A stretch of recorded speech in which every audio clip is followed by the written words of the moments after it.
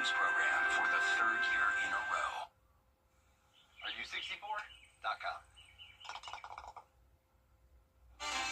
Right now on News Channel 611, Columbia County's emergency notification system has a new name. We'll tell you what it is and what all it covers. Also ahead, the Palmetto Pioneers, a look at the new curriculum series coming to South Carolina classrooms.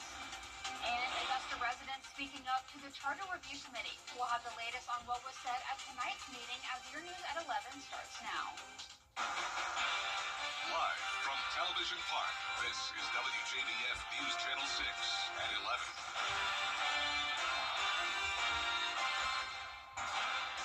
Good evening, everyone. I'm Hannah McDonald. Thank you for joining us. Coverage you can count on begins as after parts of flash flooding impacted parts of Texas and North Carolina, Columbia County EMA is reminding you of ways to stay safe ahead of storms. Isabella Moody has the story. HyperReach sends notifications from EMA, the Columbia County Sheriff's Department, water, traffic, as well as the National Weather Service. Alerts can be broad, but can also name specific roads, blocks, or subdivisions. You can also opt in or out of certain alerts. People do get aggravated if they get pounded every single day, several times a day with there's a chance of rain, there's a chance of rain, there's a chance of rain. So being able to limit those notifications is important to them. But also the advance notice for things like utility work. They can plan around that. With hurricane season already underway, EMA officials say these notifications can help prepare if a storm hits. But if you're tuned into it, if you're using HyperReach, you'll have advance notification. You can make the plans. You can evacuate if it comes to something like that. Even if you do not live in Columbia County, but work or have a relative in the area, you can sign up with that address so you can stay informed or inform others. We just want to keep reminding people, because the more people that know about something in advance, the less chance that the disaster will affect them. It would save me a lot of time. I could probably know routes that would be easier to take if there's an issue somewhere else, because I do have such a long commute. It takes about an hour to get to work every day. So any kind of information like that is helpful. You can find out how to sign up for HyperReach on our website at WJBF.com. An Aiken County teacher is charged with possession of child pornography. 34-year-old Michael Poda is charged with 5 counts of sexual exploitation of a minor. Warrants allege he had sexually explicit images of children on his phone. Poda has served as the band teacher at Schofield Middle for the last 2 years. He's been placed on administrative leave. An investigation underway after a body was found in Aiken County. It happened today at the one stop on Barton Chapel Road. One person was shot and died at the scene who has been identified as 28-year-old Raekwon Brinson. The Richmond County Sheriff's Office say if you have information on the shooting to call your local authorities. It's time now for a first check of the weather with Chief Meteorologist Jenna Petracci. How's the weather looking this week, Jenna? Well, Hannah, we've had a lot of rain chances lately, and we've also had some strong storms here and there with some minor flooding. That was the case today, and we'll have one more round of it tomorrow. But right now on Live Viper 6, you can see that the CSRA is finally completely dry. We do still have those scattered showers and storms along the coastline and a few back towards the west in Atlanta. But taking a look at our Terry Lambert Hyundai Skyview cam over SRP Park, we have some cloud cover as the game has now wrapped up against the Salem Red Sox. It was a doubleheader tonight, so a long day of baseball. They won the first game, unfortunately lost the second. Now for our almanac, you can see that we had a very on track with average day, a low of 71 this morning and a high of 94 in the afternoon. And Augusta Busch Field did pick up around 1/4 of an inch of rain, bringing us up to a 1/2 inch now for the month of July. Our current temperatures are in the low to mid 70s, 76 in McCormick, 73 in Allendale, Louisville, you're at 71 degrees, 74 in Gibson, and 75 in Edgefield. It's a muggy night with dew points similar to our temperatures in the 70s and winds coming in from the south.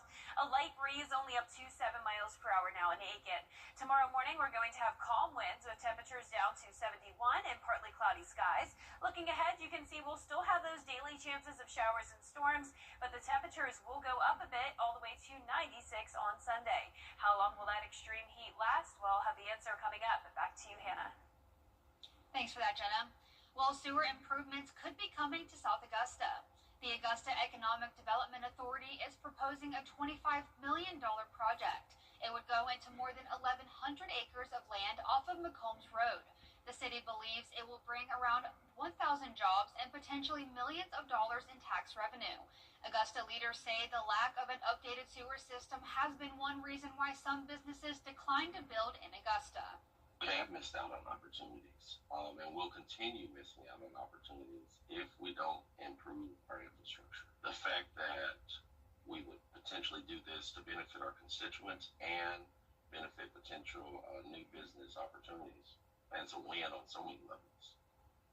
The $25 million budget for the project would come from the extension of the 1 penny sales tax. It could be on the November ballot. Border security was the topic of a meeting.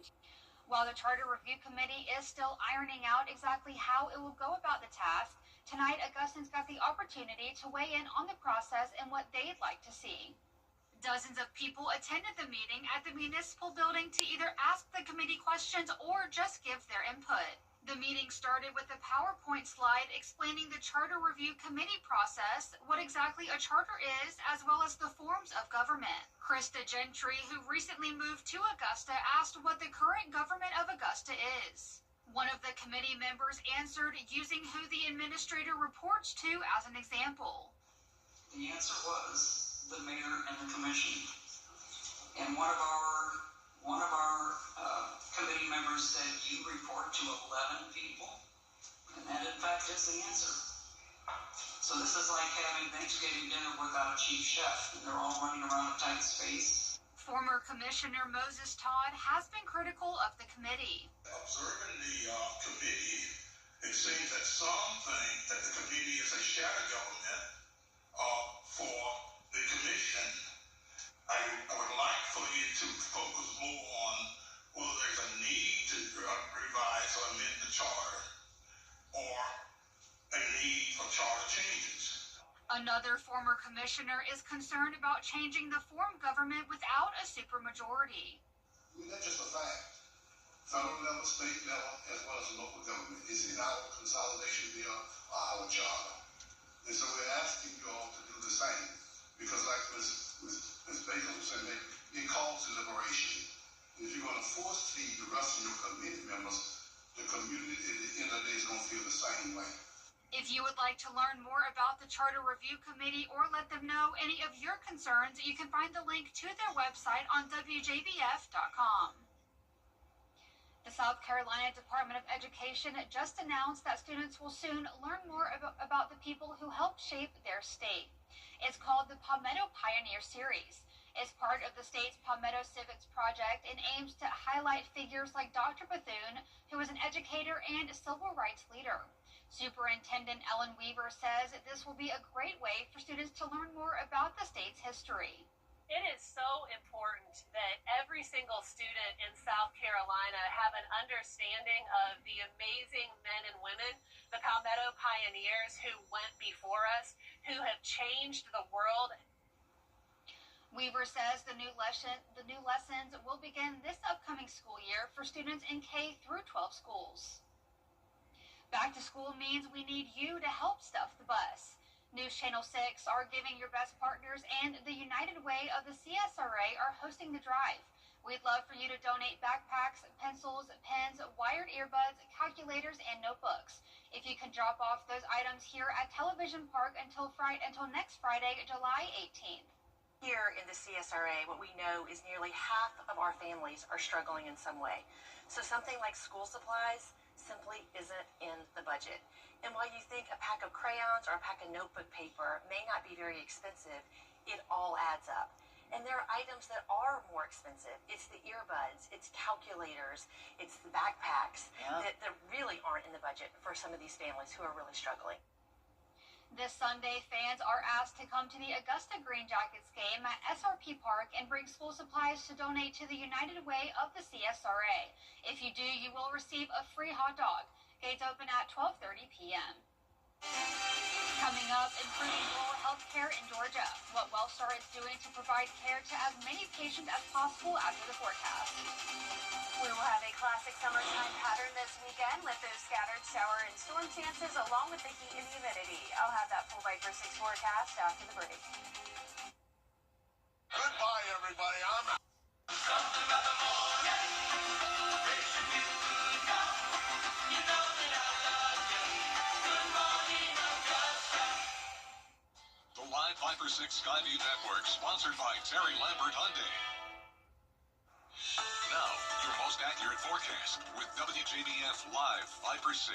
Welcome back. Here's a live look in at our Terry Lambert Hyundai Skyview cam outside the station. It is a nice, dry, and comfortable night sitting at 73 degrees. Our dew points are also in the lower 70s with a light wind out of the south. You can see those current temperatures are anywhere from around 71 degrees in Louisville to 74 in Evans, 73 in Wrightsville, so overall pretty consistent tonight. Our satellite and radar showing the cloud cover, but no more rain other than maybe a stray shower trying to move into Emmanuel County. All of that rain is now along the coastline with just a few isolated storms back towards the west. As we go into the next couple of days, we'll still have some rain chances, and we could really use some more rain in places like Columbia and Lincoln County. You can see that's where we've only picked up around 1/10 of an inch to maybe 1/4 of an inch of rain, but we definitely had a lot of rain over in Saluda County where they experienced some minor flooding today, and then a similar situation down towards the southwest. Now, this actually lines up perfectly with our latest drought monitor that came out today that's showing that first phase of a drought in Lincoln and Columbia and even parts of McCormick and Edgefield counties.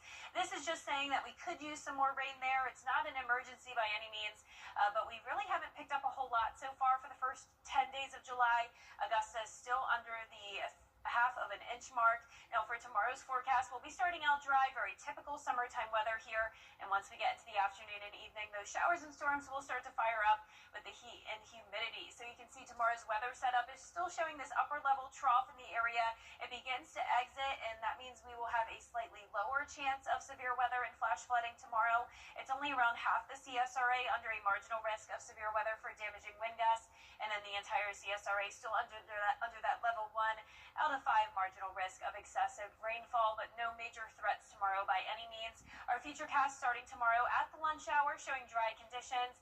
Most of the day will be dry, but once we get into the evening hours, we'll see some pop-up showers and storms. Not a lot of coverage, and then we'll dry out as we go into the start of our weekend. So a nice Saturday to be out and about. Keep in mind it's going to be hot, but most of the daytime is dry. Now I'm also forecasting this backdoor cold front to move in, and that will bring a line of scattered showers and storms. Luckily, this moves in late, so unless you're headed out late Saturday night, really shouldn't impact your plans too much. The main story this weekend is the heat as temperatures climb into the middle 90s. The heat index up to 105 for our Sunday, and it gets even hotter from there. So we're climbing by 1 degree each day up to 97 eventually on Monday. Then we drop down to the lower 90s by the middle of next week, and that will be due to some elevated rain chances. Our low temperatures tonight will be right around average at 71. Highs tomorrow, same deal at average at 94. And that 10-day forecast is showing a 40% chance of showers and storms Friday and Saturday. Then the rain chances go down on Sunday. That will be a really nice day to be out and about, mostly sunny and hot, 96 degrees. Once again, Monday will be the hottest day out of the week, but then we go back down to anywhere from 90 to 93 degrees all of next week with a 50% chance of rain each day. Now back to you, Hannah. WellStar is working to help rural hospitals across Georgia as they struggle to survive. It's called the WellStar Digital Care Network. The program started in 2019, and at that time, 30% of the patients stayed in their local hospitals. Now, about 70% of patients remain in their nearby hospitals for treatment thanks to this telehealth network. It provides a specialized doctor from WellStar on a screen in your room to give advice to your doctor and to you. The Emmanuel Medical Center is a great example of that. We're able to keep more patients in Swainsboro, decrease transfers out to Statesboro or to Augusta. And, you know, what that means is that patients can get care right in their home community, which means that there's less of a delay in seeking emergency care. This digital care network currently helps 19 hospitals across Georgia. Still ahead, at least 120 people are dead from the devastating flooding in Texas. The latest on the search and rescue effort after the break, but first, the winning numbers for tonight's South Carolina lottery are pick 3301, and the pick 4 winning numbers are 1527, and the fireball is 4. We'll be right back. Right now. It's that time of the year for the Beach Jam. We'll hear from the North Augusta Parks and Rec Director on what makes this event so special, coming up next in sports.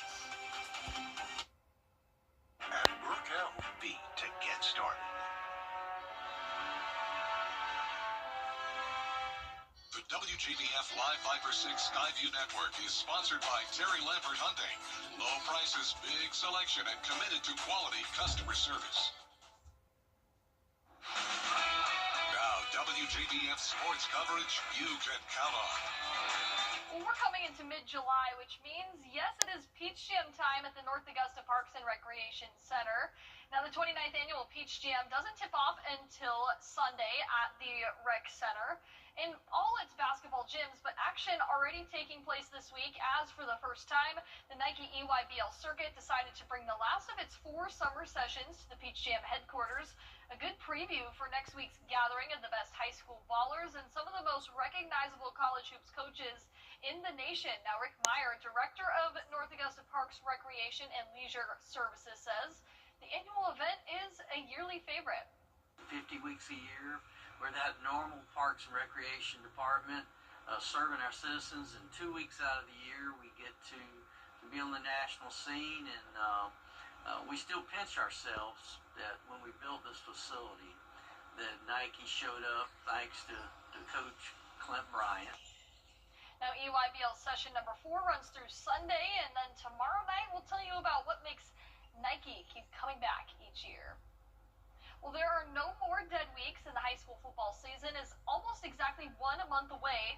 So that means the preparation intensity has reached a fever pitch. Now, football athletes from Aiken, Lakeside, and Westside converged on Aiken's New Look Stadium Thursday for OTA workouts that gave the teams an opportunity to face off against someone other than themselves. Now, any football coach will tell you that work is vital for a football program's development, and Aiken head coach Steve Hibbets, he loved what he saw, and not just from his own team. When we get back in July from that dead week, everything gets amped up. You know, we start conditioning more. The kids realize they're only about a month away from playing. So, and the coaches know that. So we amp everything up more. We get after it a little bit more. All the teams, they know it's getting close. So their mentality is, hey, we got to start getting ready big time. Now, Aiken kicks off its season August 22nd at Anor, while Westside and Lakeside begin August 15th against Laney and Grovetown, respectively. Well, the Augusta Green Jackets, coming off a 2-0 win in the first game of their doubleheader, they're hoping to pick up another victory. It's Owen Hackman on the mound for the Green Jackets, and a solid outing for him, 6 in the third innings with 7 strikeouts. And we go to the bottom of the 5th inning. Joe Olsovsky singles on a ground ball up the middle, but unable to capitalize there. So in the bottom of the 6th, Owen Carey sends a blooper into center field for a base hit. Now, Carey, he ends up stealing not only second base, but third base as well. However, Nick Montgomery, he strikes out swinging to end the inning, leaving 2 runners on. They fall 1-0 to the Red Sox, and up next they'll have their Spencer Schwellenbach bobblehead giveaway tomorrow night. Well, the MLB All-Star Game at Truist Park will pay tribute to Hank Aaron with a special presentation celebrating Aaron's 715th home run. Now, on April 8th, 1974, Aaron passed Babe Ruth to become MLB's all-time home run leader at the time. Now, they'll recreate that very moment after the 6th inning on Tuesday. That's it for sports. We'll be right back.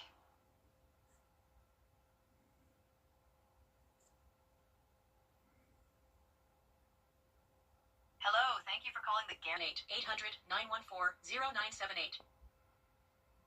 The CSRA is full of amazing women. Women who inspire. Women who innovate. Women who lead. That's why News Channel 6 brings you Women to Watch. On the last Wednesday of each month, News Channel 6 recognizes local businesswomen who are making a positive impact in our community. Nominate someone today at WJBF.com. Sponsored by Goodwill. Here's a final look at your 10-day forecast. We do have those daily chances of showers and storms, but the rain chances are going to be a bit lower than they were over the previous couple of days as the temperatures heat up to 97 eventually on Monday, then going back down to the low 90s most of next week. Well, the reviews are in, and Yelp users say Chick-fil-A serves up the best chicken sandwich in America. The nationwide chicken sandwich craze took off in 2019 when Popeyes introduced its chicken sandwich. Since then, Yelp searches for chicken sandwich are up 125%. Dave's Hot Chicken is now second on the list. Last month, the chain sold for close to $1 billion.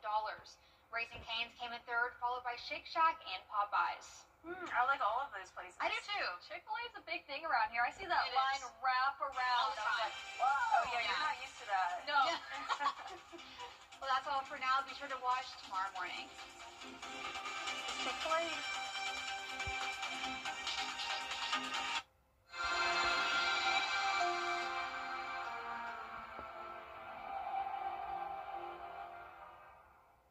A car wreck can happen in a snap.